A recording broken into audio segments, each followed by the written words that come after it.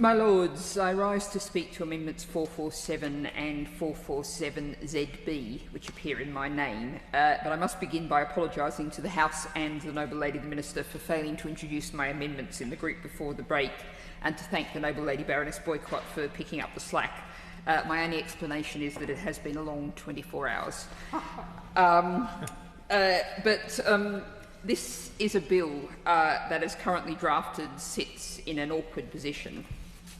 On the long-term disastrous policy of academisation, too often forced academisation, resisted rarely successfully by local and school communities, the bill makes half a U-turn. It ends the presumption that all new schools must be an academy and removes the duty to force schools into multi-academy trusts. As the National Education Union has said, this is a welcome shift in policy. But this is not a full U-turn, but a half U-turn. It leaves far too many schools stuck pointed awkwardly at 90 degrees across the flow of history, like a vehicle on a traffic island with fast-moving lorries fast approaching from either direction. For the bill does not provide the option for schools and their communities that are unhappy in their current situation to leave multi-academy trusts and join the local authority system or other groups that are better suited to their needs. Making that provision provides the chance of escape for schools to get out of the iron grip of dangerous and failed ideology into the empowered position of local choice and decision-making, the kind of devolution that the government says that it's in favour of. Now, this is an area of policy that the Green Party, as on so many others, has been leading ever since it resisted from the start the disastrous push to free schools and academies that has fragmented our systems and seen enormous sums flowing into fat cat executive pay, something I think we may come to in the next group, and big supply contract profits hoovered up by multinational companies on the contractor bandwagon. Now, these two amendments take two possible approaches to dealing with the issue, to starting to untangle the mess. For currently, schools in multi-academy trusts lack separate legal entities. Leaving it to the MAT board to delegate which powers it chooses, if any, to the academy. It's a profoundly unequal relationship. Now, Amendment 447 doesn't seek to directly prescribe on how to get out of this undeniably complex situation, rather creating a new clause in the bill directing the Secretary of State to, within 12 months of the Act passing, set out a report with proposals for converting academy chains, individual academies and free schools to maintain schools under local authority control.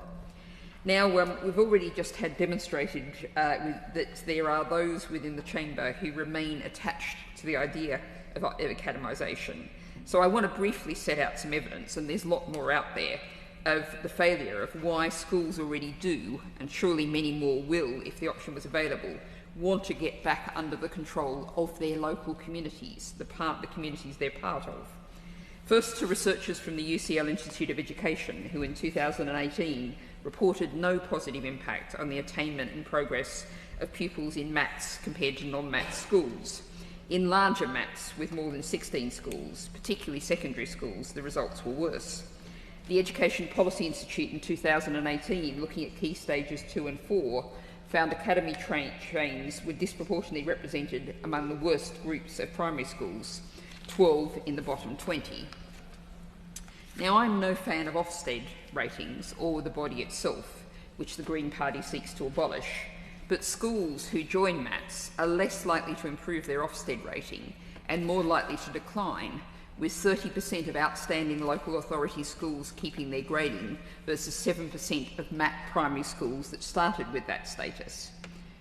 As for issues of governance, which are huge, well, the Public Accounts Committee in January 2019 reported, and I quote, "Parents and local people have to fight to obtain even basic information about their children's schools, and academy trusts do not do enough to communicate and explain decisions that affect the schools they are responsible for and how they are spending public money," finish quote. So what Amendment 447 does is direct the Secretary of State to provide a way for these often very dissatisfied school communities who have no real recourse or ability to demand accountability under the MAT system particularly, to find a way forward.